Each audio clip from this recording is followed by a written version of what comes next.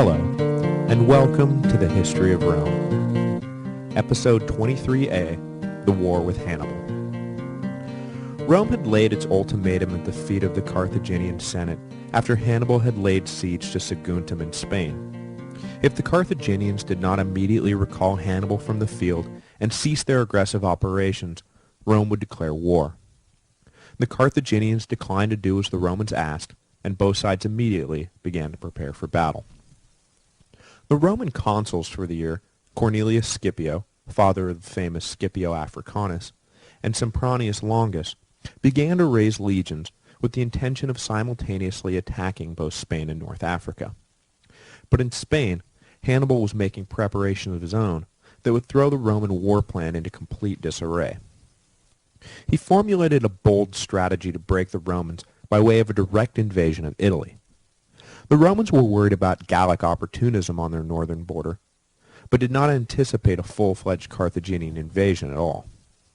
Hannibal amassed a force of 90,000 infantry, 12,000 cavalry, and 67 war elephants at New Carthage, and in April of 218 BC set out on a campaign that would ultimately last 17 years.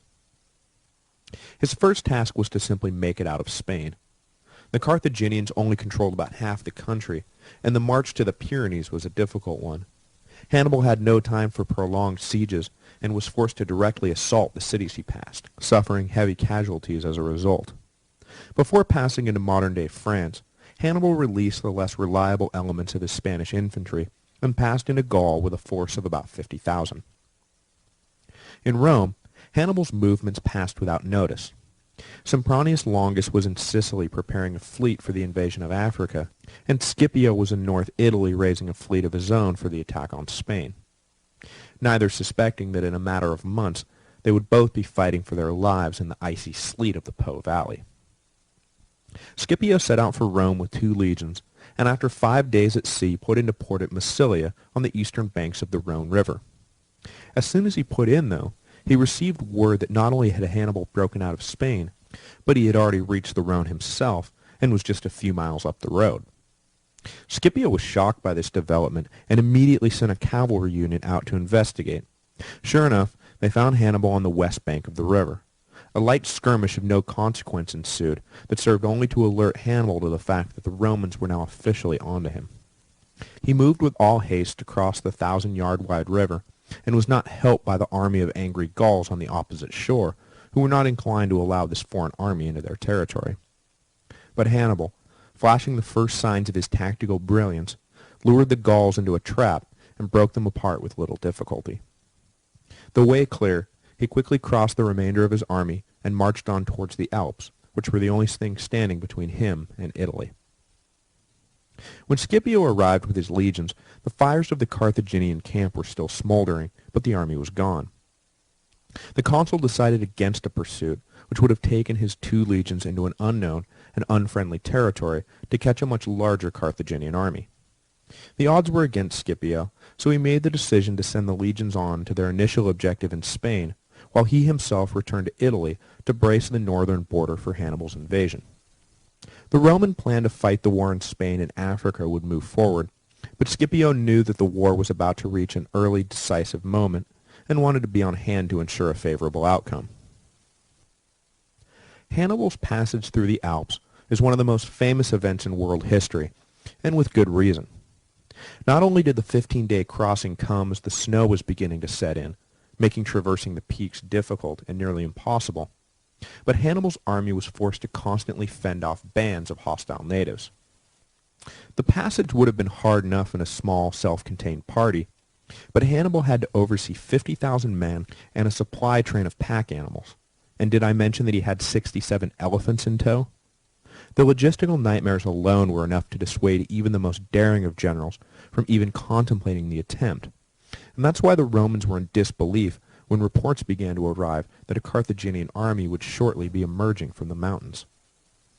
Hannibal fought one major pitched battle against the Gauls near the summit, and on the descent was forced to literally carve a path out of the rocks to accommodate the pack animals and elephants. His men spent nights simply huddled around each other on the ground, trying not to drop dead from exhaustion or freeze to death. Supplies were low and hunger was high, But through it all, the personal magnetism of Hannibal kept his army together. For the most part, anyway. The army that emerged on the far side had been considerably reduced in numbers. Entering with 50,000, they came out the other side with a mere 25,000 remaining. A considerable chunk of those lost were casualties of the environment, and is a testament to how difficult the journey really was.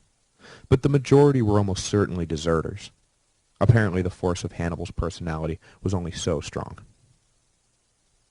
Hannibal was able to briefly rest his troops, but the 2 Roman legions ostensibly in place to ward off the Gauls were on their way with Scipio at their head. It would not be long before the war would begin in earnest. The Romans had pressed for the war, and were chomping at the bit to take on the Carthaginians, but, at least initially, the Second Punic War turned out to be a series of shocking defeats for Rome. The first battle was fought on the banks of the Ticinus, the largest tributary of the Po River. Scipio, eager to engage the invading Carthaginians, built a bridge across the river and crossed over to meet Hannibal. In the battle that ensued, the Romans matched up just fine with their infantry, but their cavalry was woefully inadequate in the face of their far superior Numidian counterparts. The Romans were outflanked and driven back to the bridge they had built. In the withdrawal, Scipio himself was wounded and was saved either by a slave girl or, as Livy recounts, his 18-year-old son, Scipio Africanus. Whether the younger Scipio saved his father or not is debatable, but there is no doubt that he was at the battle that opened the war he would ultimately win 16 years later. The Romans crossed back over the bridge and burned it to prevent the Carthaginians from pursuing. Scipio's goal had been to stop the invasion right then and there, but all he accomplished was demonstrating to the local Gauls that Hannibal was for real, and caused them to begin actively supporting the Carthaginian general. Scipio returned to his base on the far side of the north-south running Trebia River, and sent out the call for reinforcements. Hannibal did not immediately press his advantage, but instead used the breathing space he had won for himself to reprovision, rest his exhausted troops, and accept Gallic reinforcements into his ranks. Sempronius Longus was called from his yet-to-be-launched invasion and ordered to take his army north to join with Scipio and engage Hannibal. It would be another decade plus before the Romans revisited the idea of invading Africa. The next month, Longus arrived with his army and combined it with the existing troops. Scipio cautioned rushing out into battle, having seen firsthand what a devastating force Hannibal was in the field. But Longus, impatient and no doubt suspecting that his colleague's injuries were behind his wariness for further battle, ordered the legions out to find and destroy the Carthaginians. It was now December, and the weather had turned from bad to worse. Wind, sleet, snow, and rain combined in a mixture of all the worst possible conditions you can imagine. The kind of weather that makes you not even want to check your mail, let alone fight a war. But Sempronius Longus was determined to end the invasion before the next consular elections. And just as in the case with Regulus in the First Punic War, the pressing need for battle was driven more by personal vanity than careful calculation. Hannibal played the Romans like a fiddle, and he manipulated Longus into a battle in which the legions were in the worst possible position to win. Catching wind of the change in leadership and the impatience of the newly arrived consul, Hannibal baited the Romans into a trap. Early in the morning of a particularly horrible day, Hannibal sent out a large contingent of his cavalry to attack the Roman camp. As soon as they appeared, Longus ordered the full force of his infantry out in pursuit.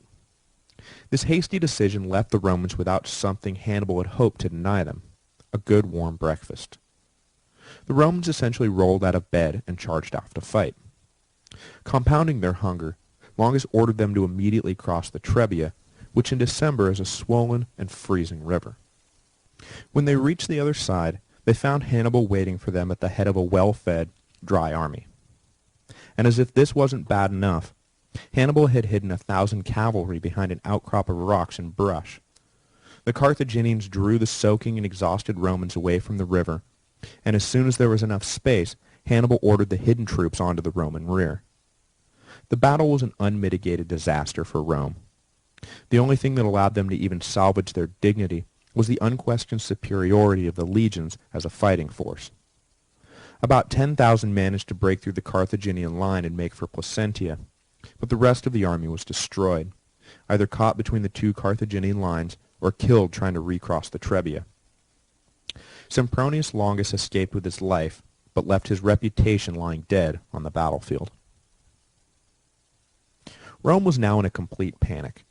According to the frantic rumors, the Carthaginians would come pouring into the city in a matter of days, and nothing could stop them.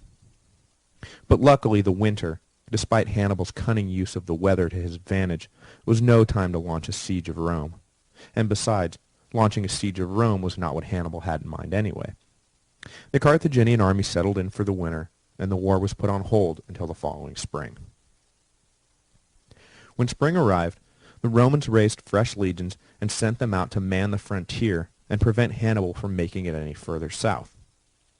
The dominant consul for the year was Gaius Flaminius, a popular plebeian leader whose only major flaw was a maverick streak that did not endear him to the leading aristocrats, or, by some accounts, to the gods of Rome. When Flaminius was elected in 217, he did not return to Rome to oversee the religious ceremonies that accompanied the transfer of power, which speaks either to his noble disdain for the trappings of power, or a foolish irreverence that would lose him the favor of the gods. Whether it was luck, stupidity, or the active intervention of displeased gods, Flaminius was about to lead the legions to their greatest defeat, a defeat that shook the Romans to their very core and would leave them almost insane with fear. Luckily for Flaminius's legacy, though, the Battle of Lake Trasimene would only stand as the worst defeat in Roman history for a year, and Flaminius's failure would be overshadowed by Varro's far greater display of incompetence at Cannae. Sticking to his strategy of picking the most difficult routes of approach in order to surprise his enemy, Hannibal began 217 BC by marching through a swamp. The Romans had the roads covered, so Hannibal simply abandoned them. The 4-day march through the flooded slog was an understandably miserable experience, and in many ways was more difficult than the passage through the Alps. There was literally no dry ground anywhere, and sleeping was a matter of sitting in muddy water and trying not to drown. Hannibal brought up the rear, riding an elephant, and making sure that the army understood the only way to move was forward. The general shared the pain of his men, though, his eyes having succumbed to an infection that would eventually lead to the removal of one of them. But because of the horrid swamp march, Hannibal accomplished his goal and successfully outmaneuvered the Romans. He was now deep in Etruria, and no army stood between the Carthaginians and Rome. Flaminius had no doubt that Hannibal's goal was to march uncontested on Rome, and immediately sent out at double time to catch the Carthaginians. But Hannibal, as I said, had no intention of attacking Rome.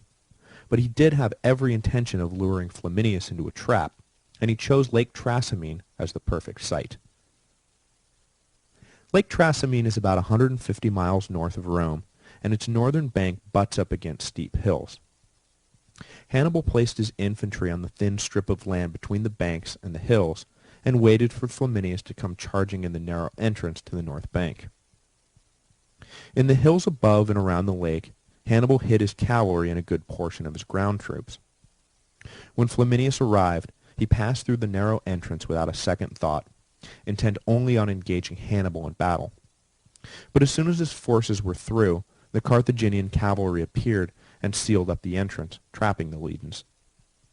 Flaminius was caught completely by surprise, and was just wrapping his head around the fact that he was now fighting on two fronts, when the rest of the hidden Carthaginian army came pouring down the slopes from above. The Romans didn't stand a chance. Of the 40,000 who entered, it is estimated that 30,000 were killed or captured, including the ill-fated Gaius Flaminius. Many drowned in a vain attempt to swim away from the slaughter. Hannibal stood over the dead, and must have wondered to himself how the Romans could ever have conquered anything. Sure, they were strong, but from what Hannibal had seen over the last year, they were about as savvy as a rock. The way to beat the Romans, clearly, was not to outfight them, but to outthink them.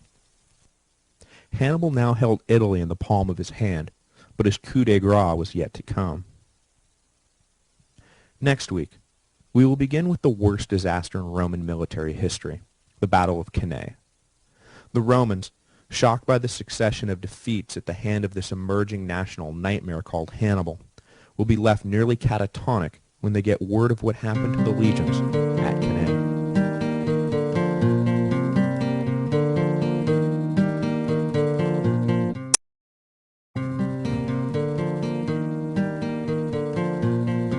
Hello, and welcome to the History of Rome, Episode 23b, The War with Hannibal.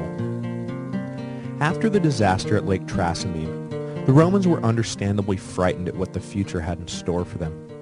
Every army they threw at Hannibal met with total destruction, and their once unshakable sense of invincibility had now been thoroughly shaken. It would only be a matter of days, it seemed, before the Carthaginian army would march on Rome and conquer the once mighty city. Optimism was in short supply, and lamentation flooded the market. In this depressed state, the Romans turned to an old psychological defense mechanism one last time to see them through the dark days ahead: the dictatorship. Unused since the First Punic War, and avoided in general since the heady days of the Samnite Wars, when a dictator seemed to be appointed every other year, the people of Rome turned their fates over, once again, to a single man. This time, the reins were handed to Quintus Fabius Maximus, the well-respected head of the well-respected Fabii. There would be one or two more temporary dictatorial appointments in the years to come, but the reign of Fabius Maximus would mark the effective end of the office of dictator. It was through no fault of his own, however. Rather, the office was rendered impotent by the people of Rome and fell into disuse. But it was Fabius who kick-started the demise of the dictatorship by ignoring the will of the people and acting like, well, a dictator. Fabius Maximus had a plan. It was not a popular plan. It was not a plan to win the war. It was not a plan to bring everlasting glory to Rome, and it was not even a plan that would bring everlasting glory to Fabius himself. It was a plan, however, that would ensure the survival of Rome. Fabius knew exactly what he was doing, and in the face of near-unanimous opposition, pursued his plan unswervingly, and because of his plan, the Roman Empire was not destroyed in 217 BC, as it very well could have been. The plan earned Fabius a place in the annals of military history by affixing his name to a certain kind of strategy, known forever after as Fabian tactics, or the fine art of avoiding battle. Fabius had watched with horror as the consuls of the previous years had been goaded into pitched battles at the time and place of Hannibal's choosing. The Carthaginian general had shown a singular ability to exploit the aggressive nature of the Romans to his own advantage. Fabius was determined not to make the same mistake. If he was going to fight Hannibal at all, he was not going to let the Carthaginian dictate the terms. But Hannibal was too savvy himself to be drawn into a battle he had not carefully orchestrated, so the upshot of Fabius's plan was that the two armies studiously avoided one another. But unfortunately for Fabius, studiously avoiding conflict was anathema to the Roman character. It was as if, in an effort to rejuvenate the Catholic Church, the College of Cardinals had elected an avowed atheist. The two just don't mesh well with one another. But whatever the merits of Fabius's plan, the outcry against him was immediately deafening, and many began to look to Fabius's master of horse, Marcus Rufius Minucius, for deliverance from what they saw as intentional cowardliness. Hannibal was laying waste to the countryside, and here Fabius was sitting on his hands and letting it go on. The only person who seemed to respect what Fabius was doing was Hannibal himself. When Fabius was dispatched against him, the Carthaginian general had attempted to set the legions up for defeat as he had done so easily before, but Fabius never bit at the traps. This left Hannibal in the driver's seat, and he pillaged the countryside with impunity, but it also left him without the opportunity to really lay a killing stroke on the Romans.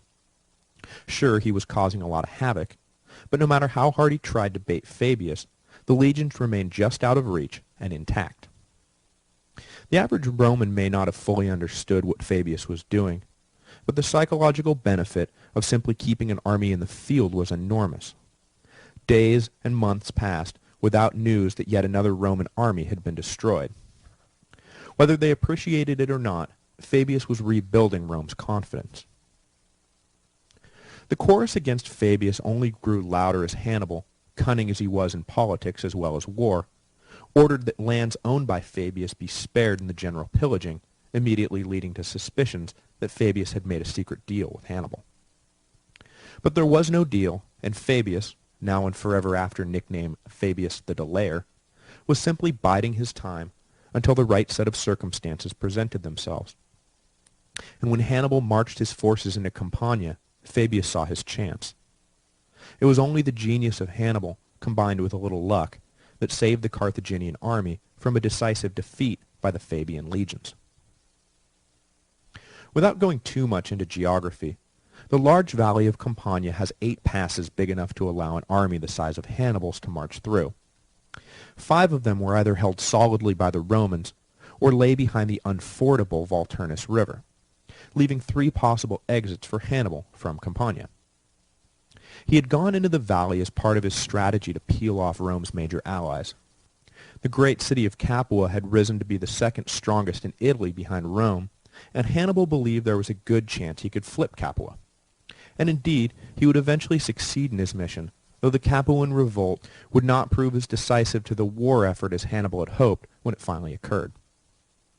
The Carthaginian army, having entered Campania, proceeded with their standard MO of terrorizing the countryside, but before they knew it, Fabius had moved the legions into each of the 3 escape routes, trapping them in the valley. Hannibal knew he had been outmaneuvered, and racked his brains trying to think of a way out of the trap. One night, a few hours before dawn, Roman sentries spotted a mass procession of torches and immediately raised the alarm. Hannibal was attempting to break through one of the passes under cover of dark.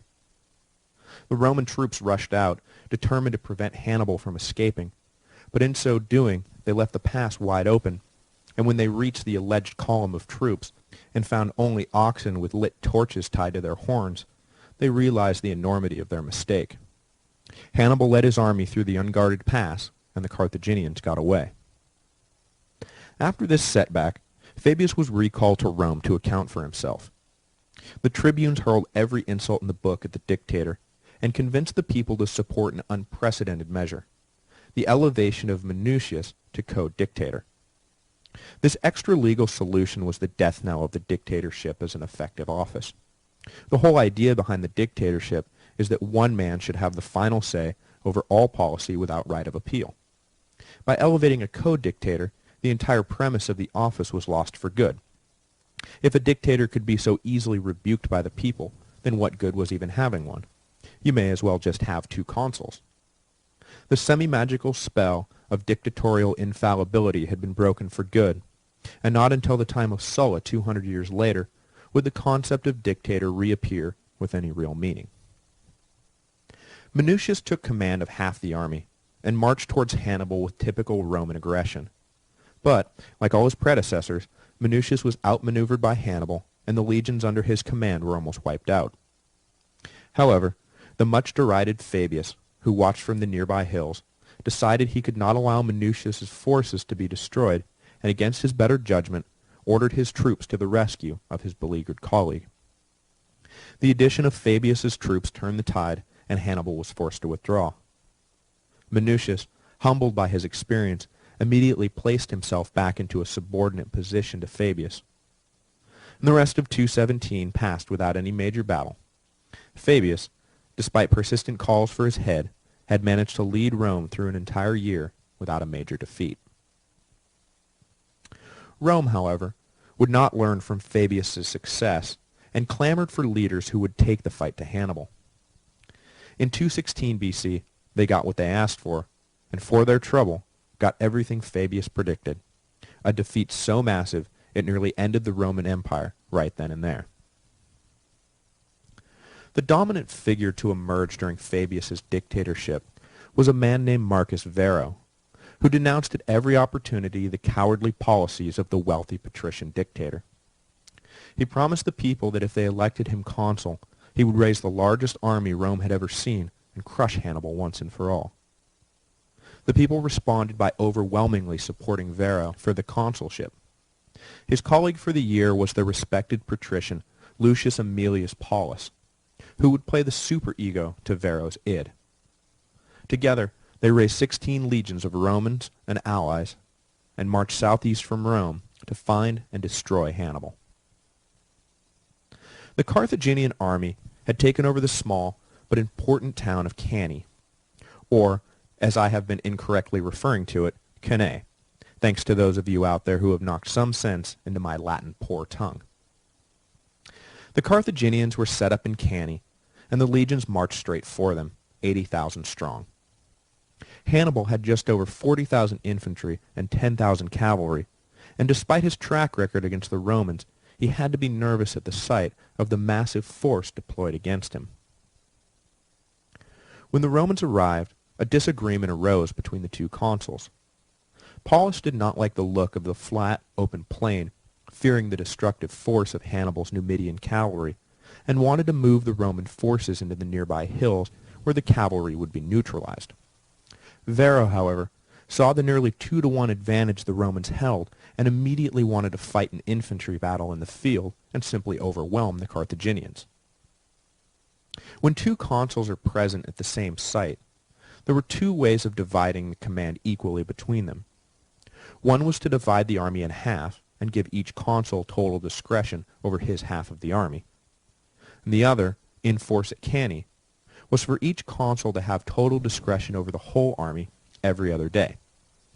It was on Varro's day of command that the camps were built beside the plains, and it was on Varro's day of command that the battle was initiated. And there was nothing Paulus could do about it. On the morning of battle, as I said, Varro was in charge. He ordered the army across a shallow river to where the Carthaginians were lining up for battle, Hannibal hoping to get the Romans to bite at a battle he could control with his superior mobile cavalry wings. Lining up the Romans for battle, Varro followed the conventional three-line maniple alignment, but when he saw the way the Carthaginians were lining up, he made a critical decision to pack his troops close together and eliminate the checkerboard space between the maniples. His hope was to drive through the weaker Carthaginian infantry, divide Hannibal's army in half, and use the superior Roman numbers to annihilate the Carthaginian army. But this left the Romans open to an easy flanking maneuver, the same mistake Regulus had made in his battle with Xanthippus outside of Carthage during the First Punic War. Varro's mistake was doubly compounded by the fact that Hannibal had deliberately lined his army up to lure the Romans into just such a trap. The Carthaginian line was deployed in a semicircle, with the front closer to the Romans than the wings.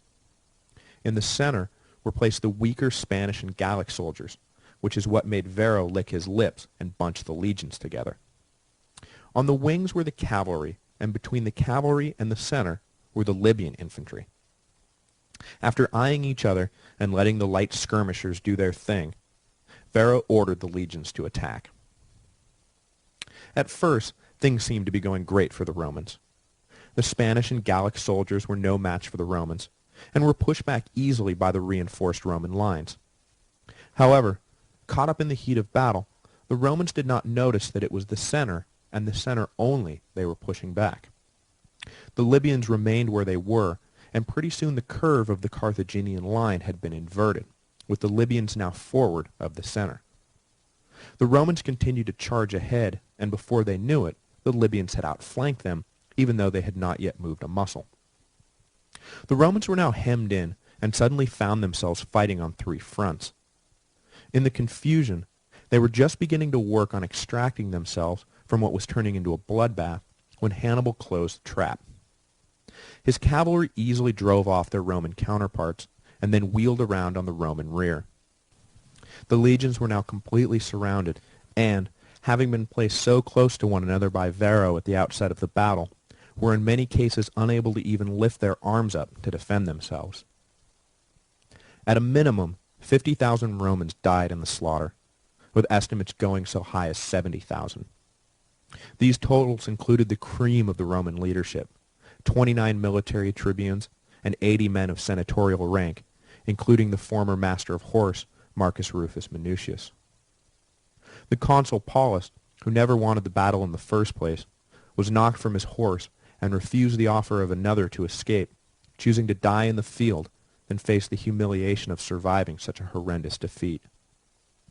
Varro, however, upon whose head the entire debacle rested, had no such qualms about his honor, and fled for his life. The Battle of Cannae has gone down as one of the most famous battles in history. Generals are always looking to emulate Hannibal's near-perfect destruction of the Romans.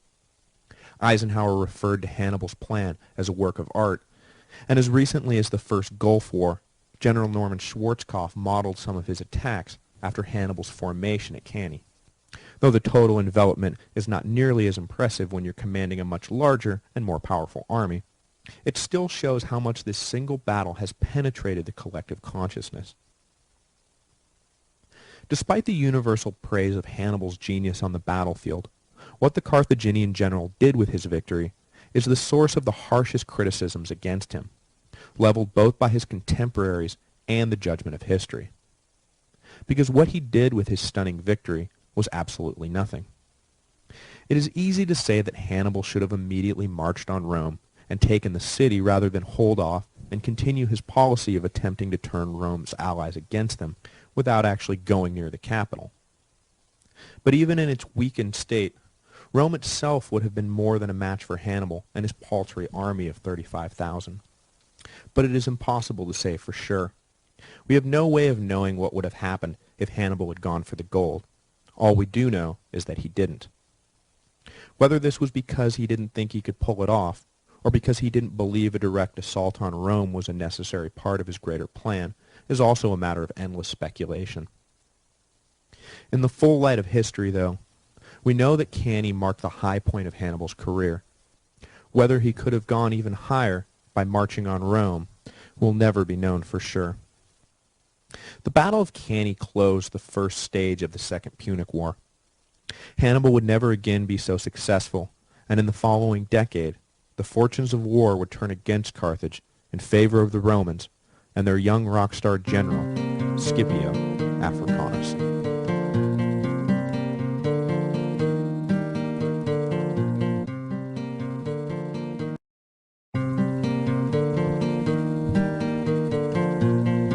Hello, and welcome to the History of Rome.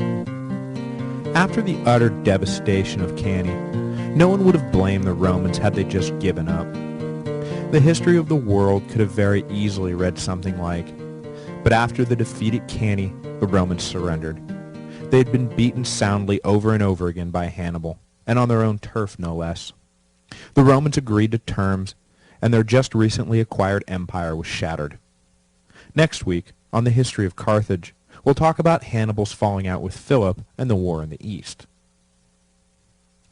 But despite the obvious rationales for quitting the fight, Rome's determination to carry on was only bolstered by their defeats. The old Roman obstinacy was back with a vengeance. That special blend of honor, pride, and masochism that had seen the Romans through so much would see them through this, their darkest hour, as well. That is not to say the Romans proceeded through their trial unchanged. On the contrary, the early years of the Second Punic War fundamentally altered life in Rome. It was simultaneously and paradoxically a time of both democratization and consolidation of power in the hands of the elites. Popular agitation and rival political factions had sent out field commanders with diametrically opposed aims, and the confused Roman strategies had been easily exploited by Hannibal. The case of Fabius and Minucius presaged the much greater catastrophe that befell Varro and Paulus. But after Cannae, the Senate took control of the war, intent on prosecuting the conflict with something resembling a consistent strategy. The tribunes and the popular assemblies were shut out. The need for quick and coherent policies made the slow-turning wheels of democracy not just obsolete, but dangerous. The passions of the mob had sent Varro riding off to an ill-conceived battle that nearly destroyed the empire. The Senate was dead set against letting that sort of thing happen again. The elite seized control, and for the most part, the people were content to go along. But at the same time the seizure of power was going on, the opportunities for political advancement had never been so readily available. The sons of the great patrician families were strewn across the battlefields of Italy. These young men, who would have filled the leadership positions for a generation, were all dead now. Rome needed praetors and aediles and military tribunes, anyone patrician or plebe who showed a little initiative and bravery was liable to find himself given commands he otherwise could never dream of. The Second Punic War was, by necessity, a time of great turnover in the leadership class, and it was based, again out of necessity, on merit rather than blood. During this period the cream rose to the top, and Rome was well served for embracing the transition. So yes, the elites took control, but it was a merit-based elite, open to all. Despite the plausibility that some in Rome would have been more than willing to talk peace with Hannibal, the histories don't mention any internal conflict over what to do, even to vilify some chicken-hearted minority who wanted out of the war. It seems that on the subject of surrender, the Romans were of one mind, and they weren't about to do it. So they re-raised legions from their seeming endless supply of manpower, though, admittedly, it was not as easy as before. They had to both lower the youngest eligible age and raise the oldest eligible age, and, in an unprecedented move, purchased 8,000 slaves from their various citizen owners and enrolled them into an army of their own under the command of Tiberius Sempronius Gracchus, the great uncle of the famous Gracchi brothers, who we will get to in a few weeks. Hannibal's response to his smashing victory at Cannae was, as I said last week, to do nothing. He did not march on Rome and really force the Romans to think about what they were doing. Instead, he returned to his strategy of cutting the Romans off from their allies.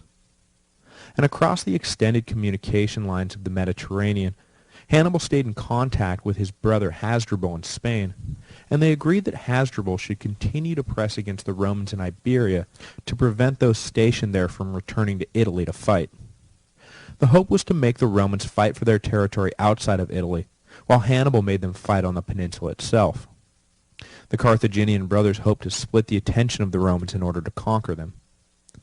Retaking Sicily in particular burned in the minds of both, as their father had been forced to leave the island not, as the brothers believed, because he had been bested in the field, but because he had been abandoned by Carthaginian politicians. The history of the stabbed-in-the-back theory stretches, as you can see, far back into antiquity. And in 216 BC, just after the Battle of Cannae, fate stepped in to deliver the island to the Carthaginians.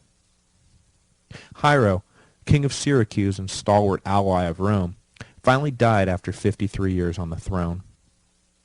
He was succeeded by his grandson, Hieronymus, who had just turned 15.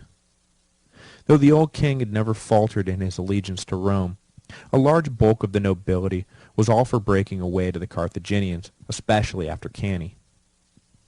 When Hieronymus ascended to the throne, the impressionable youth was easily persuaded to invite the Carthaginians onto the island. A treaty was quickly concluded which promised aid to Carthage in return for staying out of internal Sicilian affairs.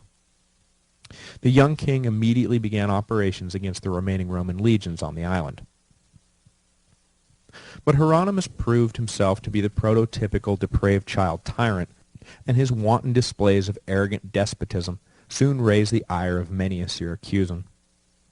There was still a sizable pro-Roman population within the upper class, and while Hieronymus was out on campaign, they had him assassinated, much to the relief of the general public.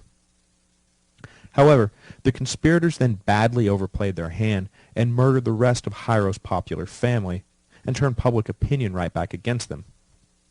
2 Carthaginian generals who had been sent to the island to advise Hieronymus were raised up by the Syracusan soldiers and thrust into a position of supreme command. They returned to Syracuse at the head of the army and ousted the pro-Roman leaders of the coup. Suddenly, just like that, a pair of Carthaginian generals were in control of Syracuse, and Sicily was back in the hands of Carthage, just as Hannibal dreamed it would be. News of this unexpected and fortuitous turn of events was music to the ears of Hannibal in Italy and Hasdrubal in Spain. While Hannibal marched south to try and break the already shaky Roman legions of Magna Graecia, Hasdrubal attempted to coordinate a campaign against the Scipione brothers. Publius and Gnaeus Scipio, the father and uncle of Scipio Africanus, however, were proving to be more than a match for the Carthaginian army sent against them in Spain. Though Hasdrubal was ostensibly in overall command there were 3 Carthaginian armies in the field, and each general had his own idea about what ought to be done and who ought to receive the glory for driving the Romans out of Spain. Plus, the loyalty of the Spanish mercenaries was always in doubt, as they made for the hills any time there was real trouble. Nearly 5 years would pass without either side gaining much of anything in Spain. The Scipiones did manage to take back Saguntum, the city that had started the war, but beyond that not much land changed hands. The Scipiones were making all the right moves, and in the tradition of Fabius avoided decisive battles that might knock them out of the fight. As much as the Carthaginians were intent on dividing Roman attention, it was the Romans who were getting the better of splitting the theaters of focus. Hasdrubal was looking to dispatch the Scipiones and make for Italy himself to meet up with Hannibal, but the Romans were not going quietly into that good night. But then, in 211 BC, the Scipiones made an ill-advised strategic decision that would bring them both to ruin. Bolstered by 20,000 Celtiberian mercenaries, the 30,000 Romans in Spain found themselves in a position where they outnumbered two nearby Carthaginian armies, including the force commanded by Hasdrubal. The Carthaginians had roughly 35,000 men at their disposal, and the Scipiones decided time was ripe to punch out the Carthaginians. They split their own army, with Aeneas leading about a third of the Roman and all the Celtiberians against Hasdrubal, while Publius led the bulk of the Romans against the other Carthaginian army. But, unbeknownst to the Roman generals, the army Publius was attacking was in the process of being reinforced, and the Celtiberians under Aeneas's command had been bribed to desert at the outset of any battle. So, rather than having the advantage on both fronts, the Scipiones were outnumbered everywhere. Publius arrived at his objective first, but after some confused night fighting and the surprise arrival of a large contingent of Numidian cavalry, the Romans were pushed back and then broken. Publius Scipio himself was killed in the fighting, while only a small number of his army managed to escape. Unaware of what had happened to his brother, Aeneas approached Hasdrubal with confidence. The Carthaginians stalled for time until he was sure that things in the north were unfolding according to plan, and then formed up for battle. Aeneas ordered his men out and was horrified to find the Celtiberians, good to their word, at least in this case, immediately deserted. Left with only about 10,000 troops, Aeneas didn't stand a chance. He oversaw one of the great last stands in history, fortifying a hopeless position with saddles and backpacks, and fighting it out to the last man. In the span of a few days, both Roman commanders and the bulk of the legions in Spain lay dead, and 5 years of careful campaigning had been for naught. Now I know what you're thinking. How is it that the Romans lost every decisive battle and still managed to win the war? Well, I'll tell you. They didn't lose every decisive battle in the war. In fact, at the same time the Romans were losing in Spain, they were winning in Sicily. Back on the island, the Romans sent Marcus Claudius Marcellus to reinforce the 2 legions already stationed on the island at the time of Hiero's death. These numbers included the survivors of Cannae, who were forced to serve in exile in Sicily without leave or any hope at all, really, of returning home. Broadly speaking, the troops who survived Cannae did their best to die in battle, where they could at least reclaim some of their lost honor. Marcellus's orders were simple. Take back Sicily and regain control of the vital food supplies Rome needed to survive, with Hannibal off ravaging the Italian countryside. Marcellus immediately ordered a siege of Syracuse. The city had yet to be taken by an invading army, and had repelled all comers quite handily over the years. But Marcellus was intent on conquering the unconquerable city. His first attempt, though, failed spectacularly, just as had all the others.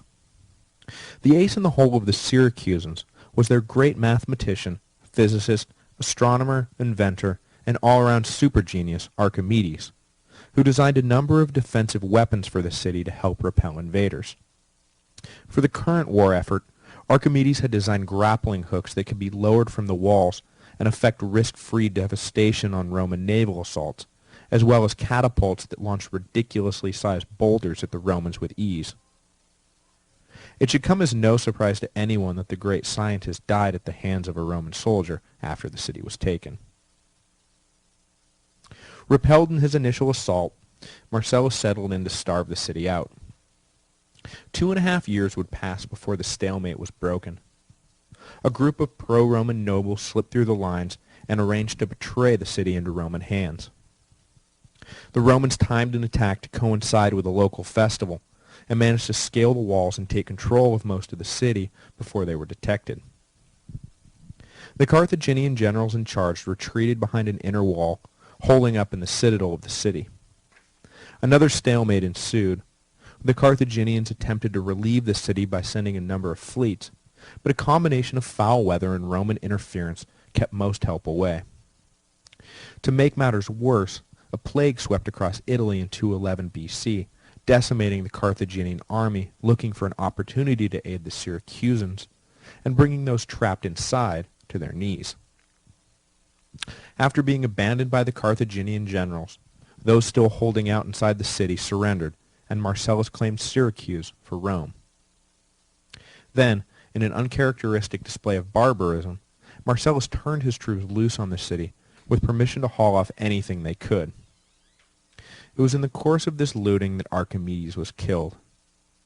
The sack of Syracuse shocked even the Romans, who still looked with reverence on the great Greek city, and were horrified to hear how poorly its citizens, art, and treasure had been treated. However, they were not so torn up that they did not celebrate an ovation for Marcellus upon his return to Rome. So we'll leave Rome on an upbeat this week, after ending the last 2 episodes with devastating Roman defeats. Even though they had lost the initiative in Spain, they had turned the situation in Sicily around and secured most of the island once again for Rome. Next week, we will return to Italy and trace the movement of Hannibal during these years, and follow the Romans as they followed Hannibal around, and flip back cities Hannibal had flipped to the Carthaginian cause. There were few out-and-out battles between the two armies, just a lot of territory swapping and internal political machinations between rival factions inside the Italian cities.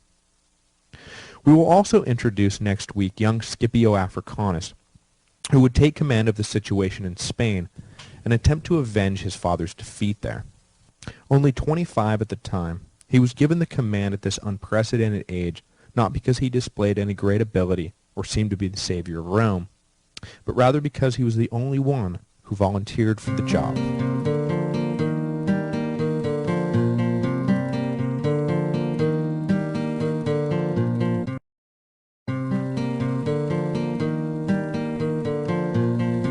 Hello, and welcome to the History of Rome. Episode 23D, The War with Hannibal. Last week, we detoured out of Italy to cover the Second Punic War and its 2 foreign theaters, Spain and Sicily. This week, we will return to Hannibal's march through Rome's backyard and attempt to distill 10 years of complicated allegiance switching, threats, revenge, and posturing into a single podcast. Well, actually half a podcast, because we must also return to Spain with young Scipio Africanus to pick up the ball where his father and uncle had left it. By the end of today, Scipio's ascendancy will intersect with Hannibal's slow decline, and the stage will be set for the final act of the Second Punic War, played out not in Italy as Hannibal planned, but in North Africa. But before we get to our 2 main focuses today, we need to detour into the 3rd major foreign theater of the war. Though critically important to the war effort, the struggle with the Macedonians in the east has thus far received little attention, because for the most part it featured Greek allies fighting on behalf of Rome, rather than the Romans themselves, and also because the war in the east served mostly to keep Philip V out of the war, rather than unfolding as an integral part of that war. Though inextricably linked to the war with Hannibal, the First Macedonian War was, in many ways, a completely separate animal. It is important not so much in the context of the Second Punic War, but as a stage setter for the next 50 years of Roman history, which will revolve around the Roman conquest of Greece. Not long after Cannae, Hannibal and Philip V of Macedon signed a formal treaty with one another and pledged mutual support against each other's enemies. Philip was the young leader of a newly resurgent Macedon, who had visions of reuniting Greece under Macedonian rule, as his namesake Philip II, father of Alexander, had done. Rome, which had played no part in Philip II's calculations, now loomed large in Philip V's. The Romans were already entrenched in Illyria, and despite their claims of merely temporary occupation, they showed no signs of leaving.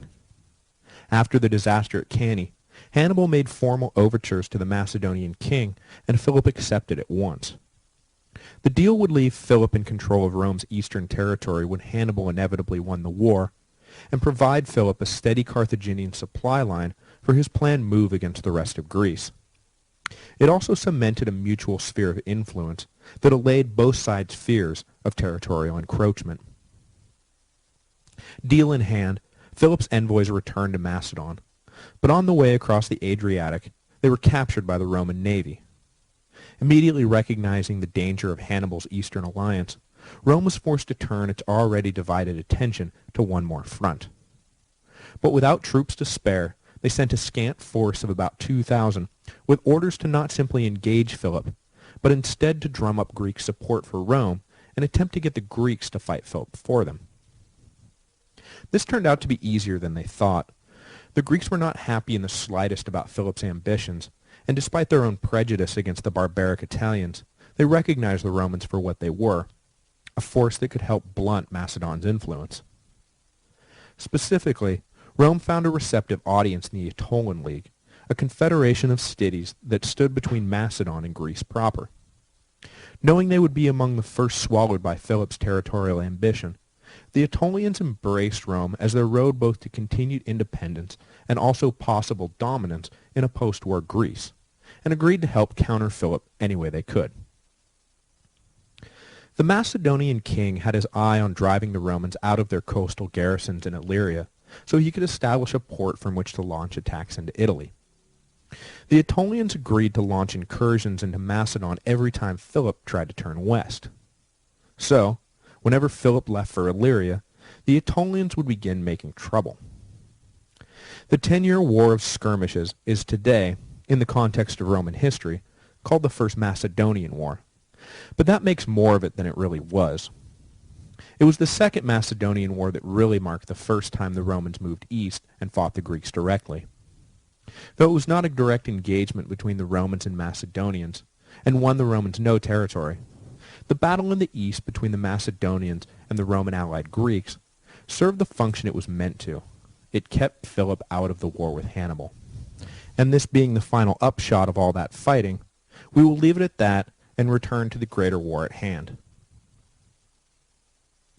One of the most important consequences of Hannibal's victory at Cannae was the decision by the nobility of Capua, the second most important city in Italy, to defect to the Carthaginian side. Hannibal expected this defection to be followed by the rest of Italy, but it was not meant to be. Capua's alliance with the Carthaginians did not sway the rest of Italy, as Hannibal, and no doubt the Capuans themselves, hoped that it would. Rather than putting them in the vanguard of history, Capua actually found themselves immediately isolated and recognizing that they may have bought high on Hannibal's stock. Certainly Capua's experience for the rest of the war was not a happy tale of preparing to rule Italy with Carthaginian backing, but instead a sad tale of enduring a Roman siege, finally begging for forgiveness, and ultimately a whole lot of beheadings. But for now, it was all still sunshine and roses for Hannibal. With Capua in his back pocket and Syracuse recently brought into the Carthaginian fold, Hannibal marched south to Magna Graecia with high hopes. The apex of Carthaginian momentum came in 212 BC, when Hannibal won control of the rich Greek port city of Tarentum. The pro-Roman party in the city was ousted by a group of young nobles, who handed the city over to the Carthaginians. The moment fortune turned against Hannibal was there at Tarentum, when, as he marched into the city, the Roman garrison stationed there fought its way into the citadel and held it. The citadel at Tarentum was situated on the coast and could be supplied independently of the rest of the city. Hannibal was never able to dislodge the garrison, and so was denied a safe Italian port through which he could resupply his invasion force. This would prove critical down the road, as the Carthaginian Senate was loath to send supply ships and men to reinforce Hannibal when there was no guarantee they would even reach him. Up until Tarentum, almost nothing had gone against Hannibal. This was the first time things hadn't gone exactly according to plan. Annoyed by this thorn in his side, Hannibal's attention was forced back north to Capua, where his new ally was under siege by Roman forces. After Cannae, the Roman grand strategy abandoned any hope of taking on Hannibal directly. They had by now touched that hot stove enough to recognize that it burned. So, rather than sending an army south to confront Hannibal, they laid siege to Capua and attempted to flip them back to the Roman side instead. If any of you out there have ever played the ancient Chinese board game Go, you are probably familiar with the proverb, when in doubt, tanuki, which translates roughly, when in doubt, ignore your opponent. Good advice, and the Romans were wise to take it. By attacking Capua, the Romans forced Hannibal into a position where he was reacting to Roman moves, rather than the Romans reacting to his. Rome, for the first time in the war, held the initiative. Hannibal attempted to respond in kind to the Romans by embracing the concept of tanuki himself, and rather than making for Capua, he drove instead for the one city he had studiously avoided, Rome itself. In 211 BC, Hannibal marched within 2 miles of the city, the closest he would ever get to Rome, and waited for the Romans to fly into a panic, lift the siege at Capua, and come running home. But the Romans did not bite at the obvious gambit. They knew Hannibal's army was not nearly strong enough to take Rome by force, and so they only broke off a portion of their siege army to reinforce the city. Capua remained under arms and growing more desperate by the day. His bluff called, Hannibal was forced to withdraw. The pro-Carthaginian leadership of Capua, abandoned now by Hannibal, was overthrown by pro-Roman forces, and the city surrendered. The penalties for treason were harsh, and the aforementioned beheadings commenced with bloody abandon. Though in typical Roman fashion, their fury was directed at the leadership, not the city as a whole, and the sanctions imposed on Capua were light compared to the stress their defection had put on the Roman war effort. One of the main reasons I began the history of Rome in the first place was to distill the often mind-numbing minutiae of the ancient historians into digestible chunks. Specifically, the middle years of the Second Punic War is a period that cries for summarization.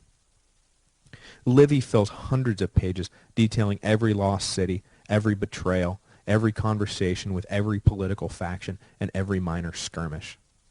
The information is out there for those of you who would like more detail, but I now offer with great relish a paragraph I have been kicking around in my head for the better part of a year. The experience of Capua and Tarentum was repeated ad nauseum over the next few years. Hannibal would take a city and then move on. The Romans would follow behind and return it to the Roman fold. Hannibal would then be forced to either backtrack and refight for land he had already taken, or give up what he had gotten and hope for better luck the next time around. The two armies occasionally came into direct contact. Sometimes Hannibal would win, sometimes the Romans would. But victory no longer took the form of annihilated armies, but rather strategic withdrawals and prudent retreats. In this way, 5 years passed. Beautiful. That said, I now want to shift gears and move out of Italy and back to Spain, where, after the defeat of the Scipione army, it looked for all the world as if the Romans would never regain their footing. Certainly, no Roman general was eager to take up the difficult task in Spain. All that remained in Iberia was the bare remnants of the defeated legions, a horde of Carthaginians and hostile Spanish tribes. Officially, Rome had no intention of giving up in Spain, but practically speaking, they were about to do just that. Into this leadership vacuum stepped a young man, Scipio Africanus, who was destined to become a towering figure in Roman history. In the lineage of truly great Romans, the short list begins with Romulus, passes to Camillus, and then passes to Scipio, perhaps the greatest of them all. It was not until Julius Caesar 250 years later that Rome would again see a man with the stature of Scipio Africanus. Now, of course, he was not called Scipio Africanus at this point. He was still simply Publius Scipio, son of Publius Scipio the Elder. He would not earn the cognomen Africanus until after he returned from Zama, having won the Second Punic War for Rome. But that was still a ways in the future.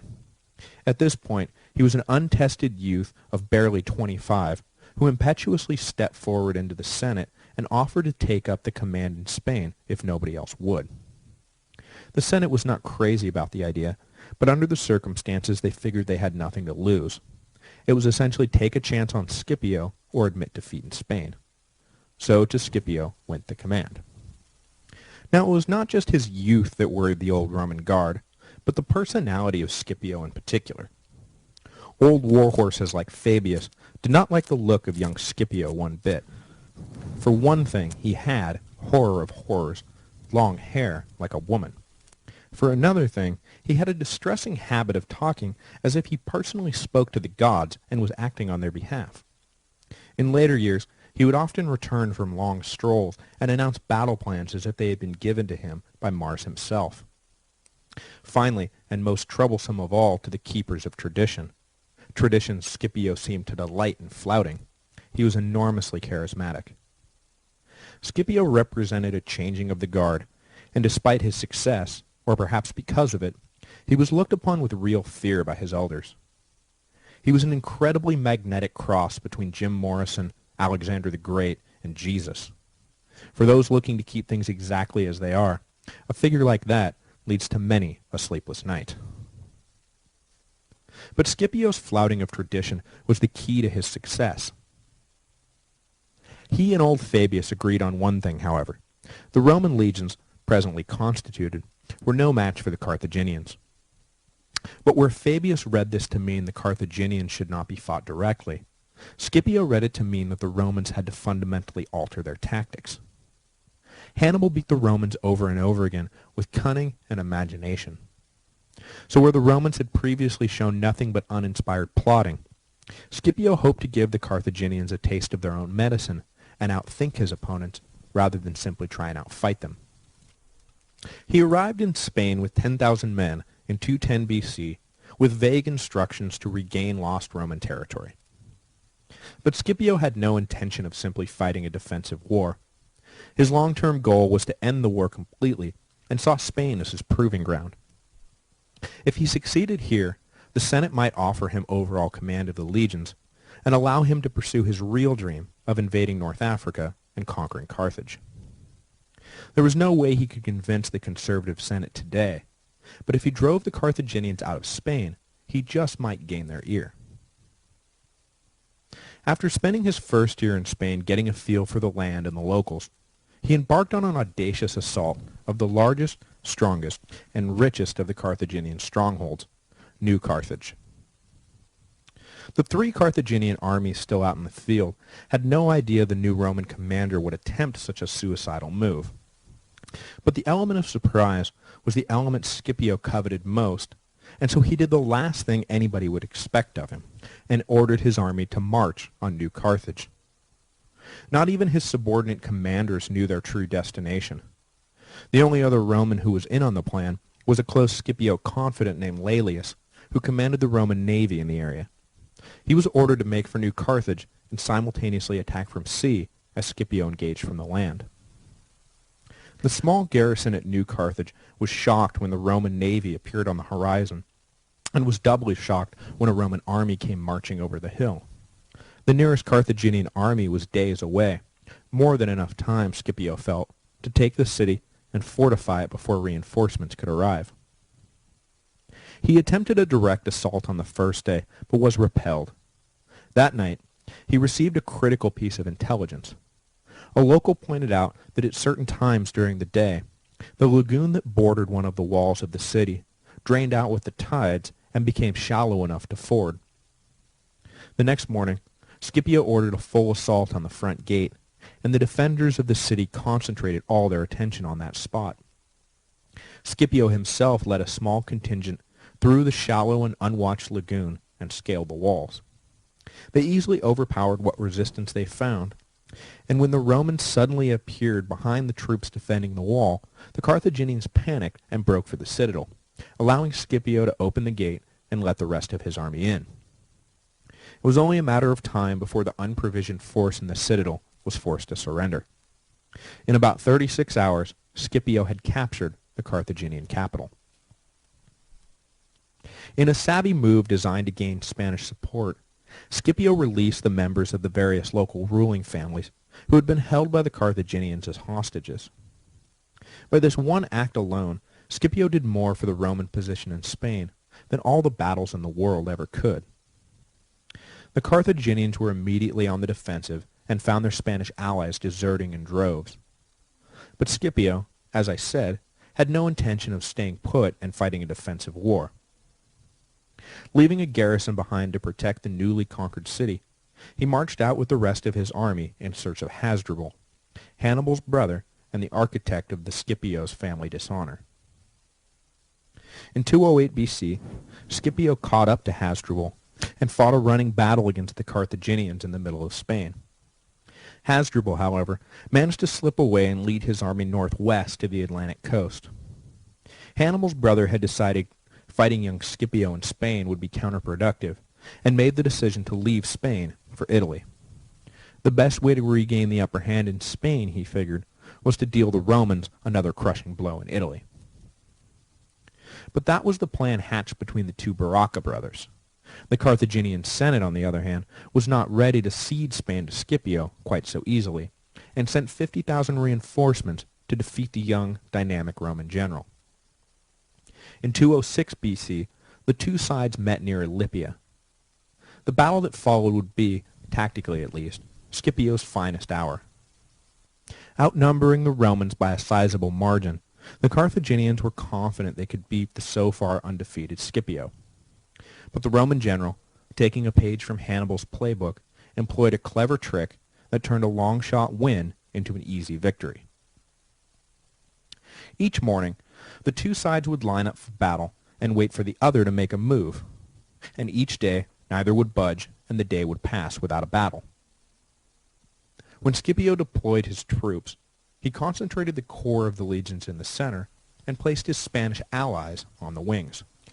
The opposing Carthaginian general got used to this formation and placed his strongest troops in the center and his own weaker Spanish mercenaries on the wings. On the morning Scipio had decided to fight, however, he switched things up. But first, he took revenge on the Carthaginians for the Roman defeat at Trebia, a battle Scipio was very likely at. He ordered out his cavalry early in the morning to attack the Carthaginian camp. In a reverse of the previous battle, this time it was the Carthaginians who were roused from their beds and forced to charge out without a good breakfast. They formed for battle in the usual line, but the Romans, as I said, switched things up. Scipio put the Spanish in the center and deployed the legions on the wings. When the Carthaginian general did not notice the switch, Scipio knew victory was his for the taking. He waited most of the day while the Carthaginians suffered, hungry and tired, under the hot afternoon sun, and then ordered the attack. The Roman wings led the charge, easily destroying the overmatched opposing Spanish wings. The Libyans and Carthaginians at the center of the other army suddenly found themselves flanked on both sides by the Romans. In the confusion, they didn't even charge forward to attack the Roman center, made up of the weak Spanish mercenaries, where they may have won an escape route. Instead, they stayed put and were caught in a pincer. The only thing that saved them was that the weather turned ugly and rain turned the field into a mud-clogged morass. The Carthaginians were able to escape, but their will was broken. Hannibal pursued the fleeing army and destroyed them a few weeks later. When Scipio entered Spain, the Carthaginians controlled practically the entire country. But now the Romans were the undisputed masters. Carthaginian influence in Spain was over, and in a few years hence, the Great War itself would be over as well. Scipio now had all the clout he needed to take his master plan to the Senate. There would be fierce resistance for his idea of an African invasion, but Scipio's charisma and track record would carry the day. Next week, we will follow Hasdrubal in his desperate effort to link up with his brother in Italy and form an army large enough to attack Rome. I don't think I'll be giving anything away by revealing Hasdrubal was stopped in the last pivotal battle of the war fought in Italy. Without hope of reinforcement, Hannibal's decade-long invasion would run out of steam, and he would be recalled when the Romans decided to take another chance on Scipio and authorize his invasion of Africa.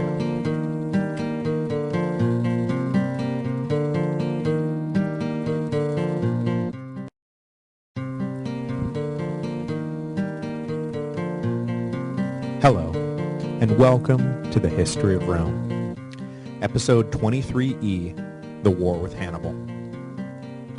Though neither side was aware of it, the long war between Rome and Carthage was marching inexorably towards a final conclusion.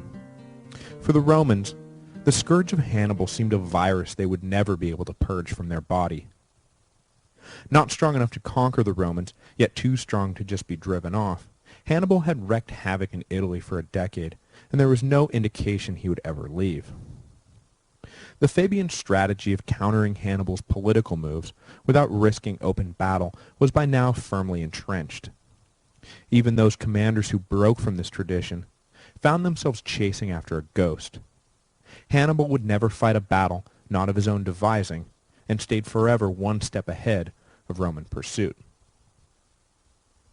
Hannibal himself knew that things could not go on like this forever. The Carthaginian Senate was growing weary of the war. Supplies and reinforcements were produced in ever-shrinking amounts after ever more cajoling. If things kept going in this direction, Hannibal would find himself isolated in enemy territory, abandoned by his country. It was fast turning into a replay of his father's war in Sicily. Hannibal could see the writing on the wall. He did not have the money or manpower to launch a decisive offensive, even if the shell-shocked Romans still went to bed in fear of the Carthaginian army pouring through the gates while they slept. But entering 207 BC, the 11th year since Hannibal had left New Carthage for Italy, the Carthaginian commander still had hope of a successful conclusion. His brother Hasdrubal had left Spain after tangling with young Scipio, and was making his way across Gaul, through the Alps, and would soon be in Italy with an army of 30,000. If the two brothers were able to link up, they would form an army that could overrun anything the Romans sent against them. The Romans were not ignorant of the threat they faced from this second invading army.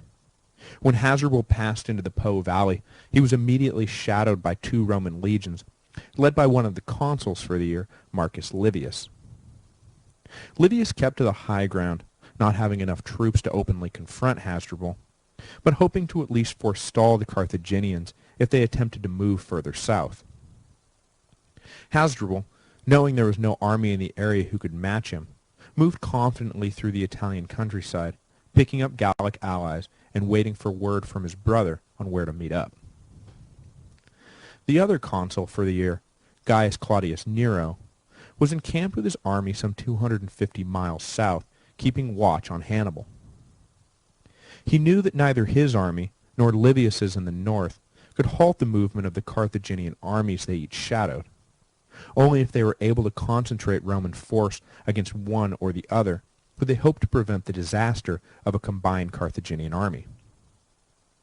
So Nero made a snap decision and embarked on an incredibly risky adventure. Leaving a token force in camp to keep up appearances, he ordered the bulk of his army out in the middle of the night and force-marched them north to link up with Livius and hopefully annihilate Hasdrubal before Hannibal caught wind of the plan. Roman luck held, and Nero was able to close the 250-mile gap in a mere 7 days, with his troops left behind tending multiple fires and manning round-the-clock guard duty, so Hannibal would believe a full Roman army was still encamped. Nero linked up with Livius and marched his troops into his colleague's camp at night.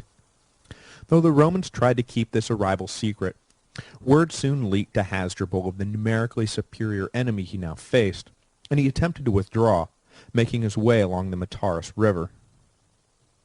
The two consular armies took off at once in pursuit, and were soon able to trap Hasdrubal's tired army against the river. The battle that followed turned from an equal engagement into a rout, when Nero led a portion of his troops around behind the Carthaginians and surprised their rear.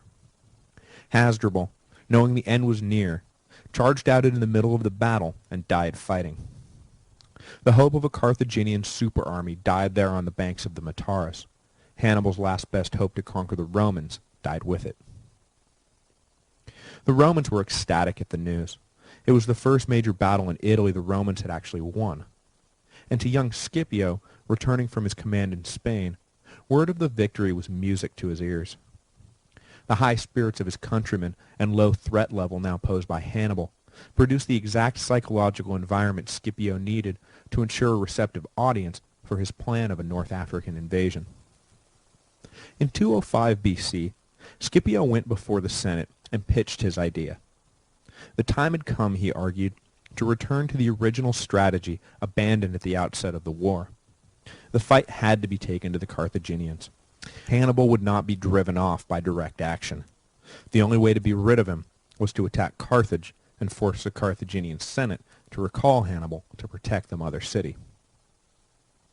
But Scipio was not without detractors in the Senate, chief amongst them old Marcus Fabius, now 70 years old. What Scipio pitched was the exact opposite of everything Fabius stood for. The old warhorse argued that with Hasdrubal's defeat, the Romans should stick with the limited objective of re-securing the Po Valley and continuing the war of attrition against Hannibal, that though lacking the flash of Scipio's bold plan, had proved so successful. Generational tensions played out, with Scipio accusing old Fabius of being too cautious and stuck in his ways, and Fabius reminding young Scipio that had it not been for caution, Rome would have fallen a decade earlier. But the aura of Scipio carried the day, and, with reservations attached, he was more or less given the go-ahead for his invasion. The young Roman general embarked for Sicily, where he began to make his preparations, building a fleet and gathering troops. Of vital importance was a mission he assigned to Laelius, the naval commander who had been in Scipio's confidence at the siege of New Carthage. The most formidable part of the Carthaginian army, everyone knew, was the Numidian cavalry. They could not be matched in speed or skill, and as long as they remained in the opposing line, the legions would always be in danger. Scipio knew something of North African politics, though, and hoped to turn a clear weakness into an advantage. Laelius's mission was to sail to North Africa and turn the Numidians to the Roman side. The Numidians, you must understand, were not Carthaginians. They were a client state of Carthage and had long chafed under Carthaginian rule. Though the leadership seemed more or less content to stick with Carthage, there was an undercurrent of dissatisfaction that always threatened to come to the surface. In North Africa, Laelius made contact with the exiled Numidian prince Massinissa, who had fought against Scipio in Spain, and confirmed that he was ready and willing to lead his followers in revolt both against his own king and the Carthaginians. In the years to come, Massinissa would remain a staunch ally of Rome, matching in many ways the friendship of Hiero. Certainly in longevity, a young man at the time of the Second Punic War, Massinissa would reign over Numidia for 50 years, nipping in the bud any trouble posed to the Romans from Africa. Scipio sailed for North Africa in 203 BC with a force of about 35,000. His aim was to end the war or die trying. When the Romans landed, they immediately swept through the land west of Carthage, taking prisoners and sacking towns. Scipio had his eye on the major city of Utica, and in the autumn of 203 he besieged the city. The Carthaginians sent a massive army against Scipio, reportedly in excess of 70,000 troops, to drive the Romans off. Scipio prudently withdrew, and, to throw the Carthaginians off, he opened peace negotiations. While the talks commenced, though, Scipio scouted his enemy and formulated a plan to beat them without having to take the field against a far larger army. The fake talks concluded. Scipio sent a portion of his troops back to Utica to feign a return to the siege. However, while the unsuspecting Carthaginians slept, content to arise the next morning and overwhelm the Roman pest, Scipio dispatched the bulk of his army towards the enemy camp. Under cover of darkness, they started fires all over the camp and waited by the exits. The alarm was raised, and when the panicked soldiers came pouring out of the gates, they were slaughtered by the Romans. Those who were not killed by the Romans died in the fire. It was a horrible and bloody affair, but just like that, Scipio had destroyed most of the Carthaginian army in North Africa. The Carthaginians regrouped, however, and made one last go of it, But at a place called Great Plains, Scipio routed them, and Carthage found itself suddenly without an army in the field, not unlike the Romans had found themselves after Cannae so many years before. At this point, the Carthaginian Senate was left with no choice. Hannibal had to be recalled. Envoys were sent to Italy in 202 to bring him back. With tears streaming from his one good eye, Hannibal reluctantly ordered his army to board the ship sent to retrieve them. After 16 years, the death of his brothers, and an endless series of maneuvers designed to bring the Romans to their knees, he was being pulled out of Italy no closer to his goal than when he started. His life's work had been for naught. It was an exhausted and psychologically wounded Hannibal who returned to North Africa. He would fight bravely there, and no historian faults any of the decisions he made while battling Scipio.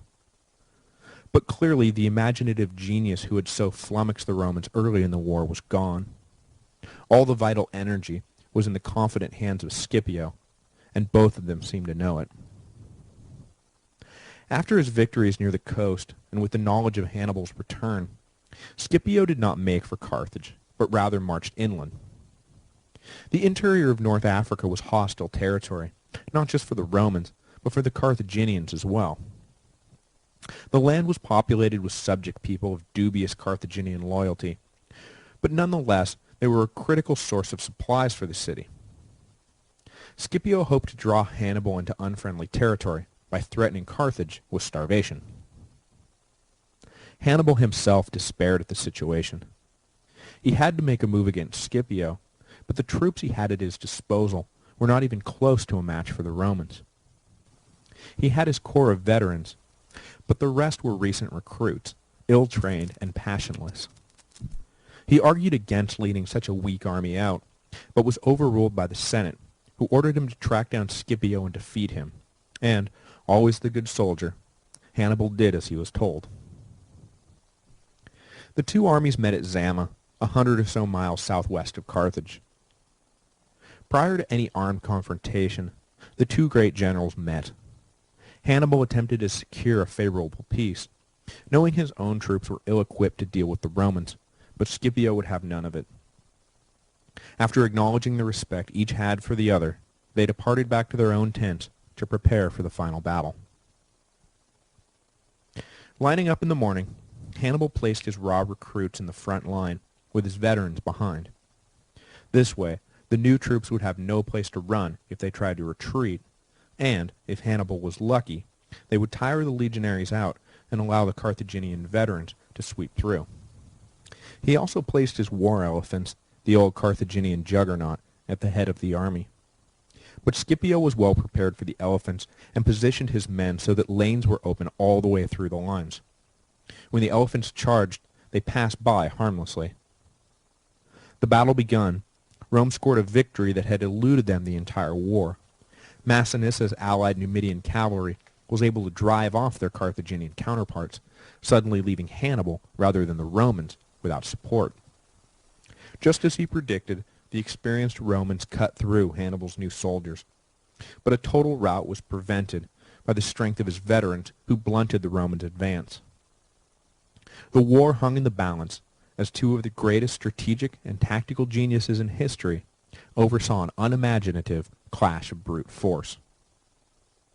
When the Roman cavalry returned to attack the Carthaginian rear, the battle turned decisively against Hannibal.